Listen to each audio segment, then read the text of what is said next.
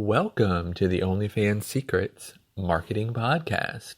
The goal of this podcast is to help both new and established OnlyFans creators learn the basics of online branding, marketing, and promotion to help you make more money with your content and maximize your time online. My name is Richard Lewis, and I have over 20 years of internet marketing experience. So let's get started with today's topic. That topic is taking better OnlyFans pictures with your phone. Okay, so I have gone over in this podcast before about the importance of quality pictures on your OnlyFans page. For most creators, they cannot afford high-end cameras and need to work with smartphones to take their photography. In this episode, we'll go over how to get the most from your camera phone. Okay, so we are not going to talk brand specific in this podcast episode. So these tips will be broad in nature and universal regardless of what phone you have, whether or not you have an iPhone or Android or another type of phone. So these are going to be universal tips. Okay, so first, be aware of your phone's camera settings. Don't rely on the auto mode. Okay, so obviously tapping, on the phone when you're going to take a picture, will sharpen the focus. But you can change other factors. Almost all phones, you're able to change the focus, the exposure, the white balance, and the ISO. Okay, so some phones they kind of lock focus and exposure together. So, where your focus, could change the lighting. So you're able to change a white balance. So you want to match them accordingly, like the options inside for your white balance. You want to match them accordingly to the environment that you are shooting in. Okay, so, and then, like cloudy, daylight, those settings you would want to choose for outdoor pictures. And then fluorescent and incandescent, you would want to choose for indoor pictures. So again, you want to basically, not stick with the auto mode here. You want to, play around with what's in the settings, especially depending on where you are and what type of picture you're trying to take. Okay, now secondly, you want to set your resolution high. Now obviously the higher resolution, the better quality of picture that you're going to get. Now, obviously, different phones have higher pixel resolutions than others, but you want to try to get the most possible out of your phone. In many cases, it won't be set to the highest resolution because, as I'll mention later, those kind of pictures take up more space. So a lot of times it'll just set it to a standard in hopes of not filling up your hard drive on your phone. So just make sure that it's set, as high as you're able to get it. And then you want to get as close to the camera as possible because you're going to get better resolution photos cropped than zoomed in. So if you're taking your pictures and you are zooming yourself in with the camera phone and then taking the picture, it's better for you to just get as close as possible to the phone itself. And even if you take, in many instances, if you take a picture that looks like it's farther away, it's better for you to then take it into a photo editing software and crop it rather than to start with zooming in. So if anything, try to avoid zoom in when taking pictures. Again, because it will, the higher resolution pictures will take up a lot of storage, So you definitely want them to be at a higher resolution, but that can become a problem. Now, you can use external storage. There are lots of different sources, including Google Drive, but obviously be careful if you're taking private photos, 18 plus photos, etc., that you don't put those in cloud storage. Better to, take your phone to your private computer. You can use the wire, the USB cord, plug it in, to your computer, and then go to your phone and pull the pictures directly off your phone as a backup that way.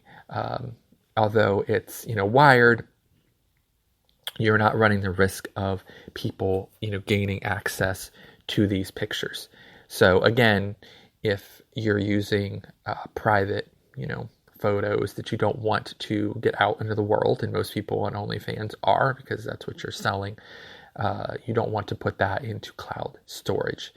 But the higher resolution pictures will take up more space. Okay, and then you want to use the back camera, not the front camera. So back cameras come equipped with more megapixels. The front camera was intended for video conferencing. So for most phones, they have much better cameras in the back than they do in the front. So if you're taking photos, although it seems easier maybe to take a selfie, you might be getting a lower quality camera picture. So just be careful when you're taking your pictures that you're using the back camera. And, yes, you can get lenses for a phone. Lenses obviously are what, professional photographers use to, get better quality out of their cameras. There is a way to do that, and they sell them online. You can just snap the lenses right onto your back camera, and it'll allow you macro and fisheye shots. So they obviously can run a little bit more money, but still cheaper than buying a nice camera and then the lenses as well.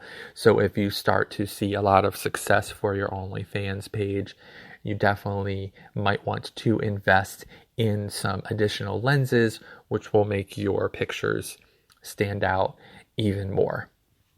Okay, and then next, you probably want to eventually invest in a tripod or a monopod. So, a tripod is, this has been around forever. Basically something that will, keep your phone or your camera stationary so that you won't get blurring kind of shots. So, a lot of times when you're taking the pictures, you're propping it against your phone, against something, or you're holding it up. However you're doing that, it's going to cause blur. Now, if you have a tripod, that's going to avoid that, and it also will give you the ability to set up photos in ways you wouldn't have otherwise been able to do, and then know, okay, well, it's exactly what, you go to the tripod, you look at what the picture is going to look like, you come back, your setting and everything. It's just more professional, and you'll be able to know what picture you're going to get or what series of pictures you're going to get. And the same for the monopod, although the monopod is basically just what people refer to as the selfie stick. So it's just, your ability to be able to take selfies. Now, again, as I mentioned before, you might end up taking lower quality pictures with a monopod. I would definitely suggest between the two that you invest in a tripod for your pictures, because again, that's going to keep stability for your pictures. They're going to end up looking a lot better, and you can always, as I mentioned, you can always crop those pictures. So if you end up with a tripod and you're taking a lot of pictures that, you can then say, okay, well, this is the part of the picture that I like, and, work from there, and it's going to be stabilized. Okay. And then you also want to, concern yourself with lighting. Lighting is hugely important when it comes to pictures and the effectiveness of a picture. So you want to try to take pictures in natural lighting as much as possible. Now, I realize this can be very difficult for many creators because, again, they're creating private pictures. So you're creating pictures that you don't necessarily want someone to see that you're taking. Being near natural light or opening up a shade a little bit can be a little risky. Do the best you can on this. I definitely know some creators that create on the second floor of their house, where you're going to get a bit more privacy than first floor, etc. Again, that's for you to decide. Always keep your privacy and safety first. But if at all possible, having a window open, getting in some natural light for those pictures is going to be, huge. And you want to avoid backlighting unless you're going for a silhouette effect. So again, you don't want lighting kind of behind you. You want it, in front or side. Now with side lighting, that's going to capture more textures and depth. So if you're looking for pictures that are looking a little bit more edgy and professional, then you want to go with side lighting. And you don't want to use flash. Flash rarely ends up looking very good. You want to adjust your camera's exposure and ISO levels more than using flash. So if you're trying to get pictures in dark settings that don't necessarily have a lot of light, and you're not able to get light there, you still don't want to use the flash. There, you want to try to, adjust your camera levels. Now, obviously, there are tons of resources online, videos, books, articles that will talk to you about lighting. This is just an overview, but if you want to get more information, I would definitely Google lighting and figure out more about how lighting will affect your pictures. And then next, you want to learn composition rules. So photo composition rules is another subject I can't even start to go into. There are at least 18 to 20 different composition rules. I would be spending the rest of this podcast just talking about them.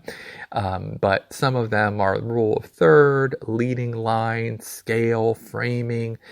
So you want to basically get some idea of composition when creating your pictures and your photos. And again, I would recommend just going on line, looking this up, basically figuring out, how to do that.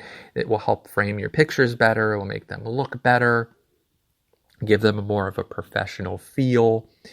And, so definitely learning more about photo composition. And then next, you have third-party apps. Okay, so phones have limitations. Each series that comes out of a phone is a little better than the last one, but you might have a phone that is a couple series back, a couple numbers back, and there are third-party applications that overcome those limitations. They will add specialized functions to your phone by basically making it more effective. So, obviously this is cheaper than buying a new phone. So you definitely want to look, in the App Store, either on Apple or Google or whatever type of phone that you have. Look for applications that will increase the specialized function